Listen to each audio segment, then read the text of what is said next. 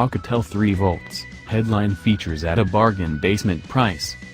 When we got our first look at the Alcatel 3V at MWC 2018, we were cautiously intrigued. It's an inexpensive handset that nonetheless packs some of the headline features of this year's flagships. There's that 6-inch FHD Plus screen at the popular 18:9 aspect ratio, dual rear cameras with bokeh and portrait modes, a fingerprint scanner and face unlock. But of course, any budget handset is a balancing act. And where there are exciting additions there will also be disappointing cuts.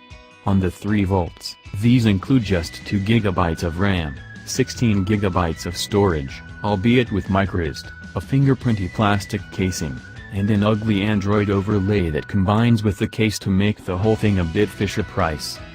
That said, there are plenty of reasons to consider the Alcatel 3V, not least the price, which we'll discuss in detail now we've had some quality time with it. The Alcatel 3V is available now in the UK, and from early June in the US.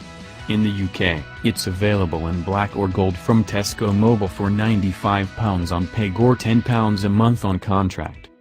In the US, the 3V will cost $149.99 from Amazon, Best Buy, and Walmart, and will only be available in black. The Alcatel 3V is also slated for an Australian release towards the third quarter of the year, with a price of $199 Australian dollars. From the front, this is a pretty generic-looking handset, to the point that we've mistaken it for our Samsung Galaxy S9 Plus several times. A glossy black rectangle with rounded corners and the tall, slim design of an 18:9 phone. It's only when you turn on the display that the Alcatel 3V's differences from the S9 and similar flagships becomes apparent. Thick black bands at the top and bottom of the screen, and a black border on either side, as you'd expect from a budget handset.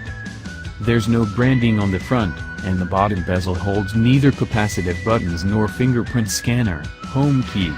The nav keys are software only, though there's plenty of space for them on the generously sized screen. Turning to the curved plastic sides, you'll find the dual SIM tray and textured power key to the right, a lightweight volume rocker on the left edge, annoyingly off-center headphone jack on the left of the top edge, and 2 sets of drill holes either side of the central charging port on the bottom. It's the old-style micro USB rather than the reversible Type-C. Flip over to the back and you'll see one of the worst things about the handset, the thin, shiny plastic rear panel.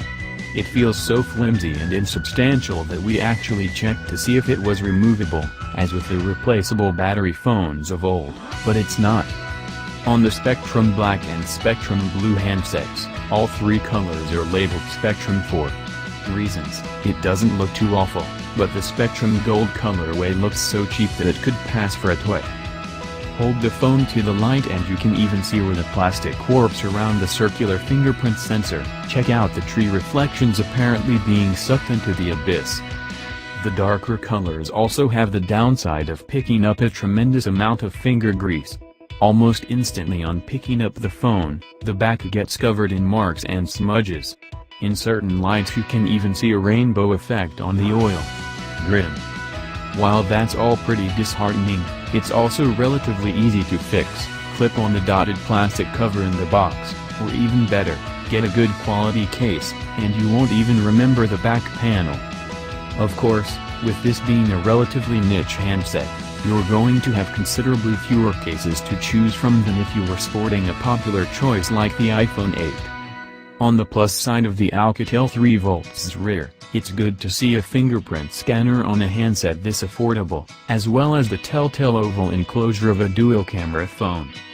The metal-ringed, matte-textured fingerprint pad is easy to find without looking, and you don't end up smudging the camera lens as you do with some phones. It unlocks quickly with a little haptic feedback. Generally the fingerprint unlock on this phone is faster than the face unlock, which feels lame by comparison. Another appreciated design feature on this budget handset is the large, sharp LCD screen.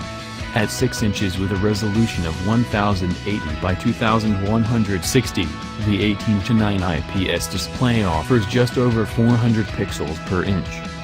It's bright and well saturated, although it suffers from the same fingerprint magnetism as the back panel.